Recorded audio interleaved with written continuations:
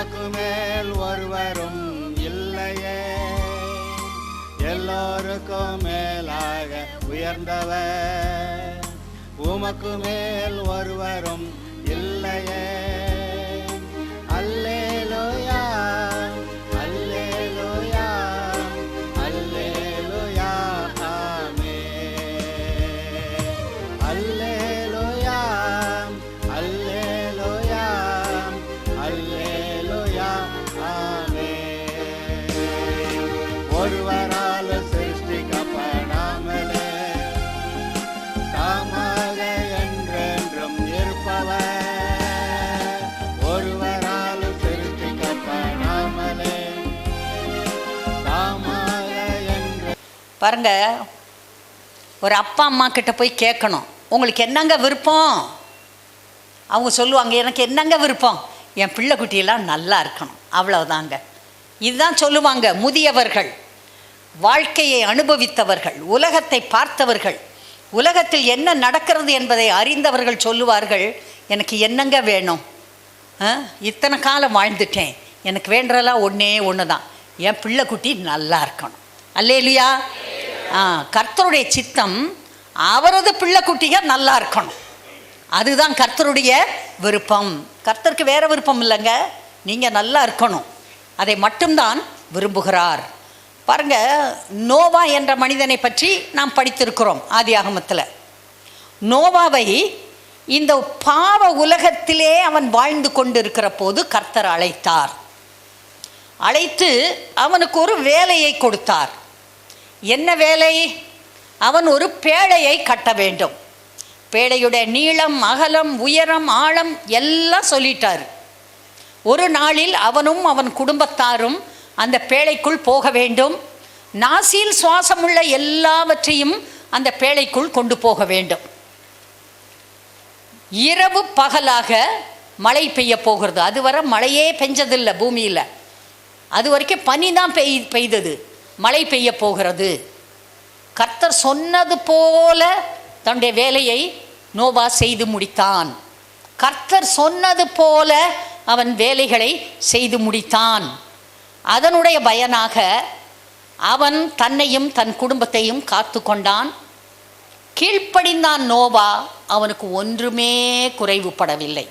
எல்லாம் சொல்லலாம், கர்த்தர் நோவாவை அழைத்தார், ஒரு வேலையை கொடுத்தார், அவன் கீழ்ப்படிந்தான், கர்த்தர் சொன்னது போல செய்தான், தன்னையும் தன் குடும்பத்தையும் காத்து கொண்டான். நோவாவுக்கு எந்த குறைவும் பூமியில் இல்லையே. அடுத்தது கர்த்தர் ஆபிரகாமை அழைத்தார். அவன் எங்கேயோ தூர தேசத்தில் குடியிருக்கிறான்.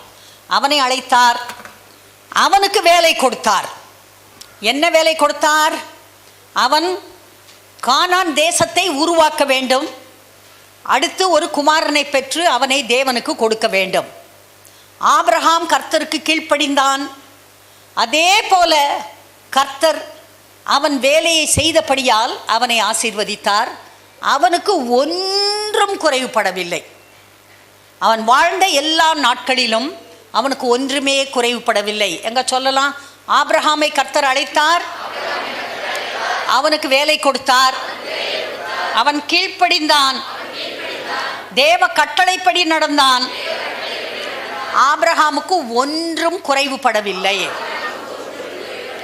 அடுத்து கர்த்தர் யாக்கோபை அழைத்தார். யாக்கோபுக்கு அவர் ஒரு வேலை கொடுத்தார். என்ன வேலை? 12 கோத்திரங்களை உருவாக்குகிற வேலை. அதிலே யூதா பிறக்க வேண்டும். யூதா கோத்திரத்து சிங்கமாக இயேசு அவதரிக்க வேண்டும். அதே போல யாக்கோபு வெகு பாடுபட்டு கர்த்தர் சொன்ன வேலையை செய்து முடித்தான். அவன் வேறு தேசத்திலே சம்பாதித்தான். கர்த்தர் அவனை திரும்பவும் வாக்கு பண்ணின தேசத்திற்கு கொண்டு வந்தார். அவருடைய சித்தம், அவருடைய பிள்ளைகள் அவர் வாக்கு பண்ணின ப்ராமிஸ்டு லேண்ட், வாக்கு பண்ணின தேசத்திற்கு வர வேண்டும். அந்த தேசத்தில் குடியிருக்க வேண்டும், வேறு இடங்களில் குடியிருக்கக்கூடாது. ஏனென்றால் அந்த தேசத்திலே மேசியாவாக இயேசு கிறிஸ்து பிறக்க வேண்டும். மனு அவதாரம் எடுத்து தெய்வம் பூமியிலே பிறக்க வேண்டும். அதற்காக அந்த இடத்தை ஆயத்தம் பண்ண வேண்டும். அதே போல யாக்கோபு கீழ்ப்படிந்தான், கர்த்தர் சொன்னபடி செய்தான், யாக்கோபுக்கு ஒன்றும் குறைபடவில்லை. சொல்லலாம், யாக்கோபை அழைத்தார், வேலை கொடுத்தார், அவன் கீழ்ப்படிந்தான், ஒன்றும் அவனுக்கு குறைவுபடவில்லை. அடுத்து கர்த்தர் மோசேயை அழைத்தார். 80 வயதில் ஆடு மேய்த்து கொண்டிருக்கிறான். கர்த்தர் அழைத்தார், அவனுக்கு ஒரு வேலை கொடுத்தார். அவன் எகிப்திலிருந்து தன்னுடைய ஜனத்தை அழைத்து கொண்டு வாக்குத்தத்தம் பண்ணப்பட்ட தேசத்திற்கு திரும்பி போக வேண்டும். அவன் கீழ்ப்படிந்தான், அதே போல வேலையை செய்து முடித்தான். அவனுக்கு ஒன்றும் குறைபடவில்லை. சொல்லலாம், மோசேயை அழைத்தார், வேலை கொடுத்தார், மோசே கீழ்ப்படிந்தான், மோசேக்கு எதுவும் குறைவுபடவில்லை.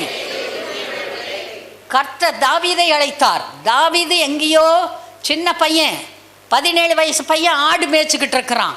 கர்த்தர் அவனை அழைத்தார், அவனை ராஜாவாக மாற்றினார், அவனுக்கு வேலை கொடுத்தார். என்ன வேலை? சுற்றிலுமாய் இருக்கிற பகைஞருக்கு விலக்கி இஸ்ரவேல் தேசத்தை கன்சாலிடேட் பண்ணணும், அந்த தேசத்தை உருவாக்க வேண்டும், ஆலயம் கட்டப்பட வேண்டிய இடத்தை குறிக்க வேண்டும். இந்த மாதிரி எல்லா வேலையையும் தாவீது செய்ய வேண்டும் என்று கர்த்தர் சொன்னார். அதே போல தாவீது இந்த பூமியிலே வாழ்ந்தான், கர்த்தர் கொடுத்த வேலையை செய்து முடித்தான், கர்த்தருக்கு 100க்கு 100 கீழ்ப்படிந்தான். தாவீதுக்கு ஒன்றும் குறையவில்லை. கற்களை போல வெள்ளியையும் பொன்னையும் சேர்த்து வைத்திருந்தான், காட்டத்தி மரத்தை போல கேதுரு மரத்தை குவித்து வைத்திருந்தான் என்று நாம் பார்க்கிறோம். சொல்லுங்க, தாவீதை கர்த்தர் அழைத்தார், அவனுக்கு வேலை கொடுத்தார், தேவனுடைய யுத்தங்களை நடத்தினான், கர்த்தருக்கு கீழ்ப்படிந்தான், அவனுக்கு ஒன்றும் குறைவுபடவில்லை. அதே போல கர்த்தர் அநேகரை அழைத்தார். சாலமோனை அழைத்தார், எலியாவை அழைத்தார், எலிசாவை அழைத்தார், அநேக தீர்க்கதரிசிகளை அழைத்தார், அநேக ராஜாக்களை அழைத்தார், அநேக தனி மனிதர்களை அழைத்தார். எல்லோரும் வந்தார்கள், கீழ்ப்படிந்தார்கள், அவரவருக்கு கர்த்தர் கொடுத்த வேலைகளை அவர்கள் செய்தார்கள். யாருக்கும் எந்த குறைவும் இருந்ததாக வேதத்திலே சொல்லப்படவில்லை. கர்த்தர் தான் அழைக்கிறார், கர்த்தர் தான் வேலை கொடுக்கிறார். கீழ்ப்படிந்து நடப்பவர்களை கர்த்தர் ஆசீர்வதிக்கிறார். அவர்களுக்கு ஒன்றும் ஒரு காலும் குறைவுபடுவது இல்லை. இன்றைக்கு நமது சபை இந்த திண்டுக்கல் பட்டணத்தில் இருக்கிறது. இந்த காலகட்டத்திலே கர்த்தர் உங்கள் எல்லோரையும் அழைத்திருக்கிறார். நீங்கள் எல்லோரும் இங்கே வந்திருக்கிறீர்கள். அவர் உங்கள் மேல் அன்பு கூர்ந்து உங்கள் பாவமற உங்களை கழுவி சுத்திகரித்து உங்களை நீதிமான்கள் ஆக்கி இருக்கிறார். எங்க சொல்லலாம், கர்த்தர் அழைத்தார், என் பாவம் போக என்னை கழுவி என்னை சுத்திகரித்திருக்கிறார். நான் நீதிமானாக இருக்கிறேன். ரட்சிக்கப்பட்டவர்கள் எல்லோரும் நீதிமான்கள். கர்த்தருடைய பிள்ளைகளே, கர்த்தர் உங்களை நீதிமான்கள் ஆக்கி இருக்கிறார். உங்களுக்குள்ள அந்த உணர்வு எப்போதும் இருக்க வேண்டும். நான் நீதிமான், நான் பரிசுத்தமான், நான் தேவனுடைய பிள்ளை, கர்த்தர் என்னை இந்த பூமியிலே சாட்சியாய் வாழ்வதற்காக வைத்திருக்கிறார். இதை அடிக்கடி சொல்லணும். காலையில் சொல்லணும், மத்தியானம் சொல்லணும், ராத்திரி சொல்லணும். எப்பையெல்லாம் உங்களுக்கு சொல்ல தோன்றுகிறதோ இதை தினமும் நீங்கள் அறிக்கை செய்ய வேண்டும். நான் நீதிமான், நான் தேவனுடைய பிள்ளை, நான் பாவி இல்லை, கர்த்தர் என்னை சுத்திகரித்திருக்கிறார், நீதிமானாக்கி இருக்கிறார். இதை நீங்கள் சொல்லணும்.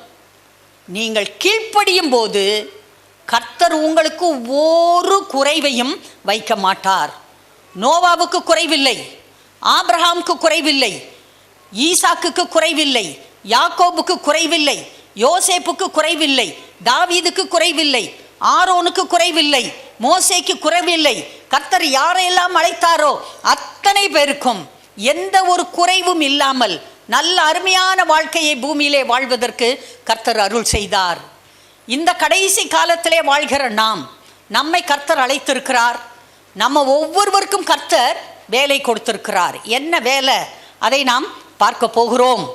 எடுங்க எல்லாரும், வெளிப்படுத்தின விசேஷம் 1வது அதிகாரம் 6-7 வசனங்களை படிக்க போகிறோம்.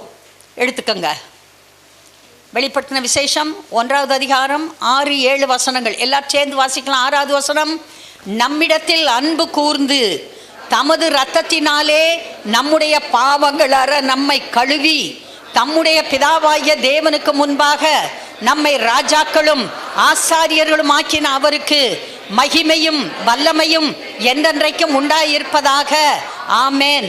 இதோ மேகங்களுடனே வருகிறார், கண்கள் யாவும் அவரை காணும், அவரை குத்தினவர்களும் அவரை காண்பார்கள், பூமியின் கோத்திரத்தார் எல்லாரும் அவரை பார்த்து புலம்புவார்கள். அப்படியே ஆகும்.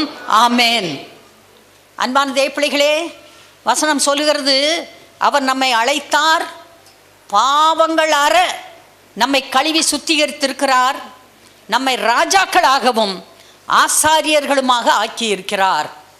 நம்மை அழைத்தார், பரிசுத்தமாக்கினார், நம்மை கழுவி சுத்திகரித்திருக்கிறார், நம்மை ராஜாக்களும் ஆசாரியர்களுமாக ஆக்கியிருக்கிறார். இதோ மேகங்களுடனே சீக்கிரமாக வரப்போகிறார். எல்லாருடைய கண்களும் அவரை காணும், அவரை குத்தினவர்களும் அவரை நோக்கி பார்ப்பார்கள். பூமியின் கோத்திரத்தார் எல்லாரும் அவரை பார்த்து புலம்புவார்கள். ரட்சிக்கப்பட்ட பிள்ளைகள் மட்டும் புலம்ப மாட்டார்கள்.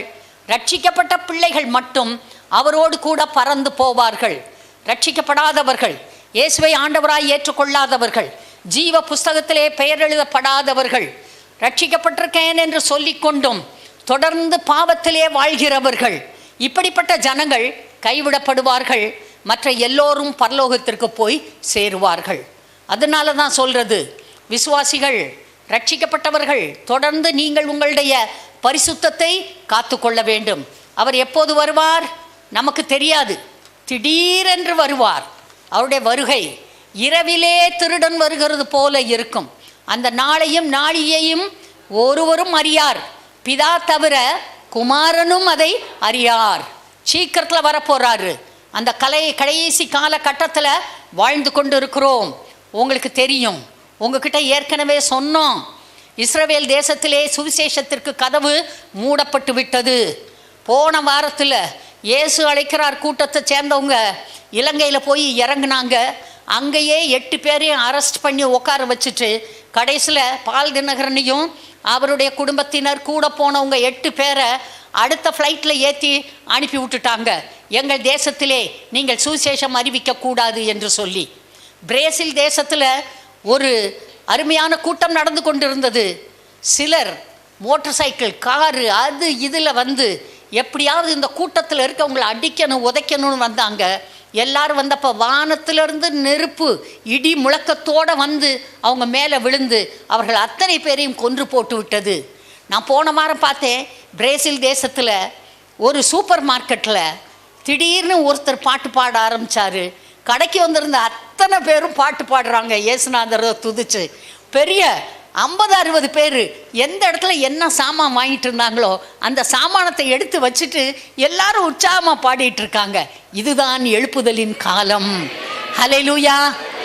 நம்ம ஊரில் இது நடக்கணும், நம்ம தேசத்தில் இது நடக்கணும். இது எழுப்புதலின் காலமாக இருக்கிறது. நீங்கள் ஜெபித்தால் இப்படிப்பட்ட எழுப்புதல் நம் தேசத்திற்கு வரும். நம்முடைய திண்டுக்கல் மாவட்டத்திலிருந்து தமிழ்நாடு முழுவதும் எழுப்புதல் புறப்பட்டு போகும். தமிழ்நாட்டிலிருந்து இந்தியா முழுவதும் எழுப்புதல் புறப்பட்டு போகும். ஜனங்கள் ஆசீர்வதிக்கப்படுவார்கள். இந்தியாவிலிருந்து உலகத்தின் பல ஜனங்களுக்கு சுவிசேஷம் போகும். ஒரே ஒரு வழி, மனிதன் பரிசுத்தனாய் வாழ வேண்டும், நீதிமானாய் வாழ வேண்டும், குற்றமற்றவனாய் வாழ வேண்டும், கர்த்தருக்கு பிரியமாய் வாழ வேண்டும். கர்த்தர் அப்பேற்பட்ட மனிதர்களுக்கு எந்த ஒரு குறைவும் இல்லாமல் ஆசீர்வதிப்பார். அல்லேலூயா. பிரச்சனை பண்றவங்களெல்லாம் விரட்டி விட்டுருவார். எங்கேயாவது போங்க, என் பிள்ளைகளை உத்தரப்படுத்தாதீங்க, என் பிள்ளைகள் நல்லா இருக்கட்டும், என் பிள்ளைகளுக்கு தொந்தரவு கொடுக்காதீங்கன்னு சொல்லிட்டு விரட்டி விட்டுருவார். அல்லேலூயா. கர்த்தர் உங்களோடு இருக்கிறார். உங்களை அழைத்தவர் உண்மையுள்ளவர். அவர் உங்களை கொண்டு பெரிய வேலையை செய்ய விரும்புகிறார். என்ன வேலை செய்ய விரும்புகிறார் பாருங்க. இப்போதான் வாஸ்தவம். என்ன வாஸ்தவம்? இந்த ரெவலேஷன், வெளிப்படுத்தின விசேஷம் 1வது அதிகாரத்தில் 6வது வசனத்தை வாஸ்தவம். அவர் நமக்கு பாவங்களற கழுவி நமக்கு ரட்சிப்பை கொடுத்திருக்கிறார். நம்பர் 1, ரட்சிக்கப்பட்டிருக்கிறோம். அடுத்தது, நமக்கு நல்ல சாட்சியுள்ள வாழ்க்கை வாழ்வதற்காக நம்ம இந்த பூமியிலே வைத்திருக்கிறார் ராஜாக்களாக. ராஜாக்களுக்கு என்னங்க குறை? கர்த்தர் உங்களை ராஜாக்களைப் போல அதிகாரம் உள்ளவர்களாய் குறைவில்லாத வாழ்க்கை வாழ்வதற்காக வைத்திருக்கிறார். 3வது, உங்களை ஆசாரியர்களாக்கி இருக்கிறார். எனவே நீங்கள் அத்தனை பேரும் ஊழியம் செய்ய வேண்டும். எல்லாருடைய கண்களும் இயேசுடைய இரண்டாம் வருகையை பார்க்க போகிறது. கல்லறைகள் திறக்க போகிறது. மரித்த அத்தனை பேரும் எழும்ப போகிறார்கள். சபை எடுத்துக்கொள்ளப்பட போகிறது. நீங்களும் நாங்களும் சபை ரட்சிக்கப்பட்டவர்கள் எல்லோரையும் கர்த்தர் எடுத்துக்கொள்ளுவார். சபை எடுத்துக்கொள்ளப்படும். அந்த நாளிலே பாருங்க, ரட்சிக்கப்படாதவர்கள் மட்டும் இருப்பாங்க. திடீர்னு இப்போ வந்தார்னா சபையை நம்மெல்லாம் பறந்து போயிடுவோம். சுற்றி இருக்கவங்களாம் ஓடி வருவாங்க, வந்து பார்ப்பாங்க, என்ன ஆச்சு, ஹேண்ட்பேக்கெல்லாம் இங்கேயே இருக்குது, ஆளை காணா, இந்த மைக் செட்டு அது இது இந்த கீபோர்டு எல்லாம் இருக்குது, வாஸ்தவனை காணா, பிரசங்க யாரை காணா, உட்காந்துருக்கவங்கள காணா, எல்லாம் அப்படியே இருக்குது. அட காணிக்கடப்பா கூட இங்கே இருக்குது, நல்லதா போச்சுடான்னு 4 பேர் வந்து தூக்கிட்டு ஓடுவான் பாருங்க. அல்லேலூயா. அன்பானவர்களே, இது நடக்கும். பஸ்ஸு ஓட்டிக்கிட்டே இருப்பார் டிரைவரு. ரட்சிக்கப்பட்ட டிரைவர் என்ன செய்வார்? பறந்து போயிடுவார். பஸ்ஸுக்கு என்ன ஆகும்? ஏரோப்ளேனில் பைலட் ரட்சிக்கப்பட்டவர் பறந்துருவார். ஏரோப்ளேனுக்கு என்ன ஆகும்? ட்ரெயின் போய்கிட்டு இருக்கும், ஓட்டுறவர் எடுத்துக்கொள்ளப்படுவார். ட்ரெயினுக்கு என்ன ஆகும்? யோசித்து பாருங்க. இதெல்லாம் நடக்கத்தான் போகுது. அல்லேலூயா. நம்முடைய காலத்தில் நடக்கலாம், அல்லது நாம் பரலோகத்திலிருந்து அதை பார்க்க போகிறோம். அல்லேலூயா. இதெல்லாம் நடக்குங்க. ஏதோ நான் சும்மா கதை சொல்கிறேன்னு நினைக்காதேங்க. பைபிள் அதுக்கு தான் வாங்கணுங்கிறது. பைபிள் வாங்கணும், பைபிளை வாசிக்கணும். எல்லா அறிவை விட வேத அறிவு அதிகமாக இருக்க வேண்டும். என்ன படிப்பு படித்து என்ன வேலை செய்திருந்தாலும் உங்களுக்கு இருக்கிற எல்லா அறிவையும் விட வேத அறிவு உங்களுக்கு அதிகமாய் இருக்க வேண்டும். நீங்கள் எவ்வளோக்கெவ்வளோ பைபிளை படிக்கிறீங்களோ அவ்வளோக்கு அவ்வளோ உங்களுக்கு நல்ல எதிர்காலம் இருக்கிறது. பாருங்கள், யாங்கிச்சோ சவுத் கொரியாவில் இருக்கார். இப்போ தான் கொஞ்ச நாளைக்கு முன்னாடி இறந்தார். அவர் அங்கே ஊழியம் செஞ்சார். அவர் ஊழியத்தை ஆரம்பித்தப்போ சின்ன பையன். 2வது உலக மகாயுத்தம் நடந்து கொண்டிருந்தது. ஜப்பானியர்களும் வடகொரிய மக்களும் இவர்களை ஆக்கிரமிப்பு செய்வதற்காக ஊர் ஊராக பிடிச்சிட்டு இருந்தாங்க. அடித்து உதச்சு கேவலமான செயல்களை செய்து அவர்கள் இந்த சவுத் கொரியன்ஸ் தென் கொரிய மக்களை துன்பப்படுத்தி கொண்டிருந்தார்கள். திடீர்னு ஒரு ஊருக்குள்ளே அந்த படைகள் வந்து நுழைந்தப்ப ஒரு அம்மா அங்கே இருந்தாங்க. அவங்க அன்றைக்கு இருந்த பார்லிமெண்ட் மெம்பர், எம்பி, எல்லா வயசானவங்க எல்லாரும் படை வந்துருச்சுன்னு சத்தம் கேட்ட உடனே எல்லாரும் ஓடி போயிட்டாங்க. இந்த அம்மாவுக்கு நடக்க முடியாது, வயதானவர்கள், ரொம்ப கஷ்டப்பட்டு என்ன பண்ணலான்னு யோசித்து நல்ல ட்ரெஸ் எல்லாம் கழட்டிவிட்டு அங்கே வேலைக்காரியுடைய ட்ரெஸ் இருந்துச்சு, அதை எடுத்து போட்டுக்கிட்டு இந்த கூட்டுறதை ஒன்றை எடுத்து தொடச்சிக்கிட்டு அப்படியே இருந்தாங்க. அந்த படை வீரர்கள் அந்த வீட்டுக்குள்ளே போனாங்க. பெரிய வீடாக இருக்கே, என்னடான்னு பார்த்தா ஒரு கிழவி ஒரு மூலையில் தொடச்சிக்கிட்டு இருக்கு. வந்து என்னான்னு கேட்டிருக்காங்க. அவங்க சொல்லியிருக்காங்க, எல்லாரும் ஓடி போயிட்டாங்க, எனக்கு போக இடம் இல்லை, நான் சுத்தம் பண்ணி வைக்கிறேன் அப்படின்னு. திரும்பி போனவன் திரும்பி வந்திருக்கான். அந்த சோல்ஜர் வந்து இங்கே வா அப்படின்னு இழுத்து அந்த அம்மா கையை பிடிச்சி இப்படி திருப்பி பார்த்தானா, பட்டு மாதிரி கை கண்டுபிடிச்சிட்டான். நீ ஒன்றும் வேலைக்காரி இல்லை, நீ இந்த வீட்டு எஜமாட்டி, வான்னு சொல்லி 2 குத்தி இழுத்துட்டு வந்திருக்கான். வந்து ஒரு போர்ச்சேவனுடைய கையிலே கொடுத்து, இவளை கூட்டிகிட்டு இந்த மலை அடிவாரத்துக்கு போ, குழியை தோண்டி அவளை நிற்க வச்சு சுட்டு கொன்று அங்கனையாக புதைச்சிட்டு வான்னு சொல்லிட்டு அனுப்பி விட்டுட்டான். அதே மாதிரி அந்த சோல்ஜர் இந்த லேடியை பிடிச்சி இழுத்துட்டு போயிருக்கான். போகிறப்ப இந்த அம்மா யோசித்து பார்க்குது. சின்ன பிள்ளைகளை சண்டே கிளாஸில் படித்த வசனம்லாம், கர்த்தர் என் மேய்ப்பராக இருக்கிறார், தாழ்ச்சி அடையேன், உன்னதமான ஒரு மறைவில் இருக்கிறேன், அப்படி இப்படின்னு 2-3 வசனம்லாம் சொல்லியிருக்கு. அப்புறம் ஒரு பாட்டு பாடியிருக்குது, what a friend we have in Jesus. ஒரு இயேசுவை போல பிராண சிநேகிதர் உண்டோ அப்படின்னு ஒரு பாட்டு இருக்குது. What a friend we have in Jesus, all our sins and griefs to bear. அருமையான பாட்டு. அது 2 வரி பாடினோன்னா கர்த்தர் கேட்டாராம், என்னை பிராண சிநேகிதர்னு சொல்கிறீங்கள, நான் உண்மையிலே உன்னுடைய பிராண சிநேகிதர் தானா? நீ என்னை ஆண்டவரும் ரட்சகருமாக ஏற்றுக்கொண்டாயா? இன்றைக்கு சாக போகிற, பரலோகத்துக்கு வருவியா நரகத்துக்கு போவியான்னு கேட்டாராம். அந்த அம்மா அங்கேயே ஓன்னு கத்தி அழுது, என்னை மன்னியு ராஜா, என்னை மன்னியும் ஆண்டவரே, நான் இப்போ உங்களை ஏற்றுக்கிறேன், நான் இப்போ ரட்சிக்கப்படுறேன், நான் நரகத்துக்கு போகக்கூடாது, பரலோகத்துக்கு வரணும், ஓ கர்த்தாவேன்னு கத்தி அழுதுருக்கு. அந்த கூட்டு போன அந்த சோல்ஜர் 2 அடியை போட்டு, என்ன கத்திக்கிட்டு வர்றேன், நானும் பார்க்குறேன், அப்போ இருந்து என்னமோ பேசிகிட்டே வர்றேன், ஒழுங்கா நடன்னு சொல்லி பிடிச்சி இழுத்துட்டு போயிருக்கான். அங்கே போயாச்சு, மலை அடிவாரம் வந்துருச்சு. இந்த அம்மாவை நிற்க வச்சுட்டு குழியை தோண்டியிருக்கான் புதைக்கிறதுக்கு. அடுத்து இந்த அம்மாவை இறங்கி உள்ள நில்லு அப்படின்னு இருக்கான். அது இறங்கி நின்றுட்டு அது பாடிக்கிட்டு இருக்குது, அது வசனத்தை சொல்லிக்கிட்டு இருக்கு. உடனே இவன் சொன்னானா, இந்த பார் சாக போகிற சுட போகிறேன், துப்பாக்கி எடுத்துட்டான், உன்னுடைய கடைசி விருப்பம் என்ன சொல்லு. அந்த அம்மா சொல்லிச்சான், மகனே உனக்காக நான் ஜெபம் பண்ணணும். இது என்னடா தொல்லையாக போச்சு, இது பாடினதெல்லாம் சகித்தேன், இது பேசினதெல்லாம் கேட்டேன், கடைசியில் இப்படி வேற சொல்லி தொலைதேன்னு சொல்லிட்டு சரி வந்தானா, இங்கே வா அப்படின்னு அவனை கட்டி பிடிச்சி, ஆண்டவரே இவன் ரட்சிக்கப்படணும், இவன் மனம் திரும்பணும், இயேசுவை ஆண்டவராய் இவன் ஏற்றுக்கொள்ள வேண்டும், இவன் பரலோகத்திற்கு பிரஜையாக மாற வேண்டும், அப்படி இப்படி இந்த அம்மா ஜெபம் பண்ணியிருக்கு. ஜெபம் பண்ணப்போ கர்த்தர் அங்கே ஒரு அதிசயத்தை செய்தார். இந்த அம்மா மறைஞ்சிருச்சு. ஜெபிக்கிற இடத்துல இவனுடைய சொந்த அம்மா வந்து நிற்கிது. அந்த அம்மா இவனுக்காக அடிக்கடி ஜெபம் பண்ணுற அம்மா, அது ஒரு விசுவாசி. எப்போ பார்த்தாலும் பைபிளை படுறா, நீ கர்த்தருடைய பிள்ளையா மாறுன்னு சொன்னால் அவன் கேட்கவே மாட்டான்.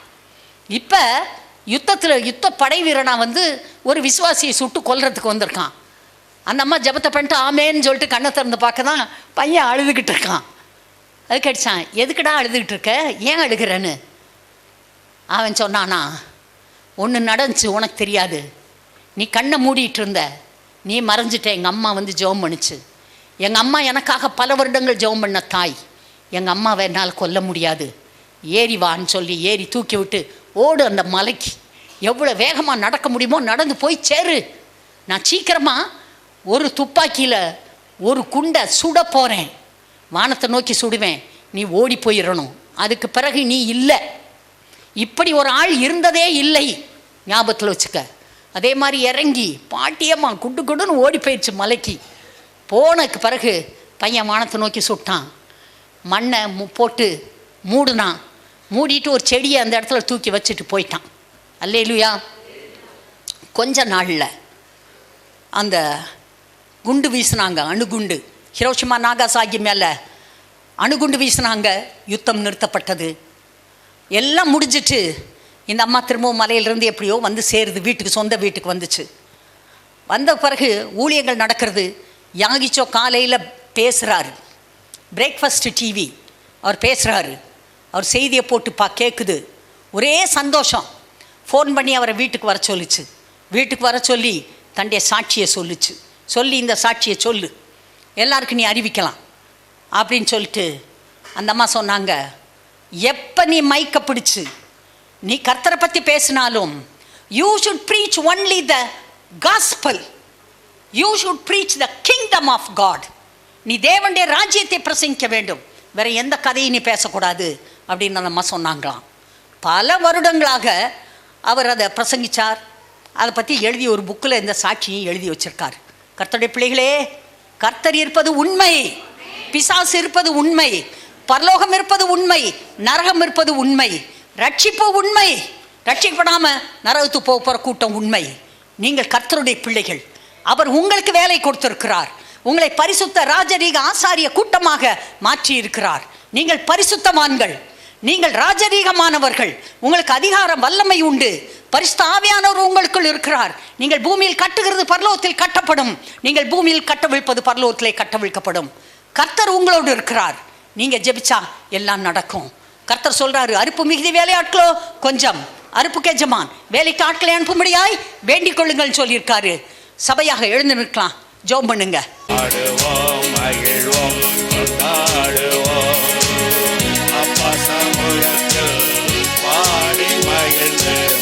உயர் நீக்கும்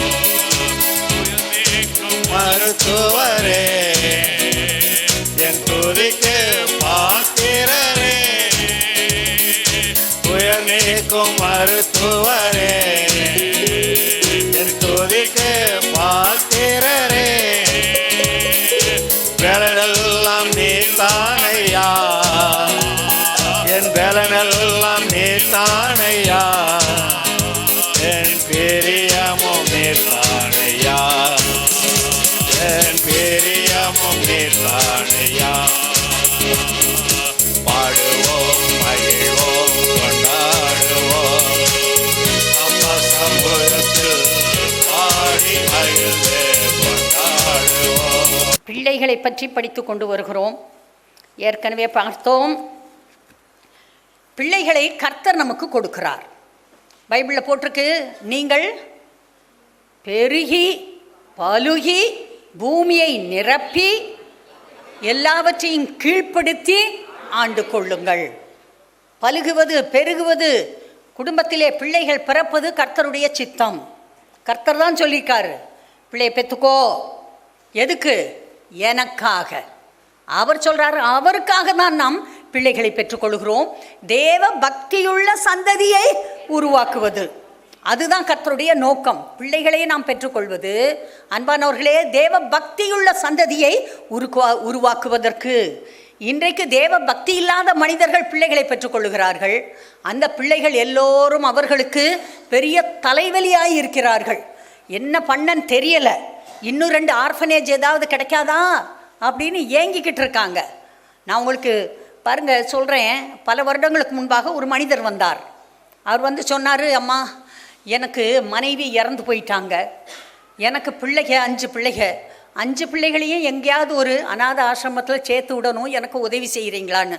நான் சொன்னேன், மலை மாதிரி இருக்கிற 5 பிள்ளை இருக்குது, 5 பிள்ளையையும் 5 பலவான்களாக வளர்க்குறதுக்கு உன்னால் முடியாதா? நீ தானே பெற்றுக்கிட்ட, அது வானத்தில் இருந்தால் குதிச்சிச்சு பிள்ளை. சிலர் கேளுங்க சொல்லுவாங்க, சாமி கொடுத்துச்சு, என்னத்தை செய்ய, நாடா சாமி கொடுத்துச்சா, யார்கிட்ட கதை விடுற, எங்களுக்கு தெரியாதுன்னு நினச்சிக்கிட்டியா எப்படி பிள்ளை பிறந்துச்சுன்னு? அப்புறம் சொல்லி தயவுசெய்து பிள்ளையை அனுப்பிடாது எங்கேயாவது, நீ என்ன முடியுமோ அதை செய், ஆண்டவரை கூப்பிடு, சாமியை கும்பிடு, ஆண்டவரே வாங்க எனக்கு உதவி செய்யுங்க, எனக்கு வேலை கொடுங்கன்னு நீ வந்து நல்ல வேலையை பாரு, சம்பாரி, கர்த்தர் கட்டாயமாக உன்னையும் உன்னுடைய பிள்ளைகளையும் ஆசீர்வதிப்பார், பிள்ளைகளை அநாத ஆசிரமுக்கு அனுப்பாத அப்படின்னு நான் சொல்லிவிட்டேன். அதுக்கு பிறகு அந்த ஆளை நான் பார்க்கல, என்ன செஞ்சாரோ தெரியாது. இதனடா நூதனமான கிறிஸ்தவ பொம்பளையாக இருக்குன்னு நினச்சிட்டு போயிருப்பார். போனால் போட்டு, எனக்கு அதை பற்றி கவலை இல்லை. பிள்ளைகள் கர்த்தர் நமக்கு கொடுக்குற சுதந்திரம், நம்முடைய கற்பத்தின் கனியை அவர் காப்பாற்றுகிறார். நம்ம பண்ணுற வேலை சின்ன வேலை, அவர் பெரிய வேலைகளை செய்கிறார். இன்றைக்கு உங்ககிட்ட கேட்டால் எல்லோரும் வந்து மேலே ஏறி சாட்சி சொல்ல வருவீங்க. எனக்கு தெரியும் எத்தனை பேருடைய பிள்ளைகளை கர்த்தர் ஆசீர்வதித்திருக்கிறார் என்று கேட்டால் எல்லாரும் எழுந்து நிற்பீங்க, வருவீங்க, சாட்சி சொல்லுவீங்க. கர்த்தர் அப்படிப்பட்டவர். அவர் பிள்ளைகளை கொடுக்கிறார். எதற்காக கொடுக்கிறார்? தேவ பக்தியுள்ள பிள்ளைகளாக வளர்ப்பதற்கு. பைபிளில் ஒரு வசனம் இருக்குது, எனக்கு ரொம்ப பிடிக்கும். உன் பிள்ளைகள் கர்த்தரால் போதிக்கப்பட்டிருப்பார்கள், உன் பிள்ளைகளுடைய சமாதானம் பெரிதாயிருக்கும். பிள்ளைகளுடைய சமாதானம் எப்போது பெரிதாயிருக்கும்? பிள்ளைகள் கர்த்தரால் போதிக்கப்பட்டிருக்கும் போது. கர்த்தரால் எப்போது போதிக்கப்பட்டிருப்பார்கள்? நீங்கள் போதிக்கும் போது. அப்பா அம்மா நீங்கள் உங்கள் பிள்ளைகளுக்கு போதிக்கும் போது அவர்கள் போதிக்கப்பட்டிருப்பார்கள், அப்போது சமாதானம் பெரிதாயிருக்கும். இல்லைங்க நான் ரொம்ப பிஸி, எனக்கு நேரம் இல்லை, எனக்கு பிள்ளைகளுக்கு போதிக்கிறதுக்கெல்லாம் நேரம் இல்லை பாருங்கள், நான் ரொம்ப பிஸி. Be careful. பிள்ளைகள் முக்கியம், பெரிய சொத்து. அவருடைய பிள்ளைகளை உங்கள் வீட்டிலே பிறக்க வைத்திருக்கிறார், அவருக்காக வளர்க்க வேண்டும். எனக்கு கண்ட்ரோல் பண்ணவே முடியல, நீ எதுக்கு அப்பாவாக இருக்கிற, நீ எதுக்கு அம்மாவாக இருக்கிற, கண்ட்ரோல் பண்ண முடியலையா? உன் பிள்ளையை கொண்டு வந்து என் வீட்டில் விடு, நான் 2 நாளில் கரெக்ட் பண்ணி காட்டுறேன். தெரியுதா? ரொம்ப நாள் இல்லை, 2 நாள். கொடுக்கறத கொடுத்தா குதிரை வைக்கோல் திங்குமா. பிள்ளைகளை எப்படி வளர்க்கணுமோ அப்படி வளர்க்கணும். பிள்ளைகளுக்காக ஜெபிக்கணும். பிள்ளைங்க முன்னால் நம்ம முதல்ல சாட்சியாக இருக்கணுங்க. நம்மளே தப்பு தண்டா பண்ணிக்கிட்டு, பாவம் பண்ணிக்கிட்டு, அக்கிரமம் பண்ணிக்கிட்டு, பிள்ளைக்கு முன்னால் ஒரு மாதிரி பேசுறது, பிள்ளைக்கு பின்னால் ஒரு மாதிரி பேசுறது, அப்புறம் எப்படி அந்த பிள்ளை கீழ்ப்படியும்? அது சொல்லும், நீ எனக்கு தெரியாமல் அந்த மூலையில் நின்று சிகரெட் குடிச்சப்ப என் ஃப்ரெண்டு பார்த்துட்டு வந்து என்கிட்ட சொன்னான், போச்சா அதோட காலி. பெற்றோர் தான் சாட்சியாக இருக்க வேண்டும். பெற்றோர் எப்போதும் சாட்சியாக இருக்க வேண்டும். பிள்ளைகிட்ட ஒன்று சொன்னால் அதை கட்டாயம் செய்யணும். அப்படி இருக்கும்போது பிள்ளைகள் கீழ்ப்படிவார்கள். பிள்ளைகள் கர்த்தரால் போதிக்கப்பட்டு இருக்கும்போது உன் பிள்ளைகளுடைய சமாதானம் பெரிதாயிருக்கும். எல்லாம் சொல்லலாம், பெரிதாயிருக்கும். என் சமாதானம் பெரிதாயிருக்கும். என் பிள்ளைகளுக்கு நான் கர்த்தரை பற்றி போதித்திருக்கிறேன். ஓகே, கர்த்தர் பிள்ளைகளை கொடுக்கிறார். அவருக்கு பிரியமானபடி பிள்ளைகளை வளர்ப்பது நம்முடைய வேலை.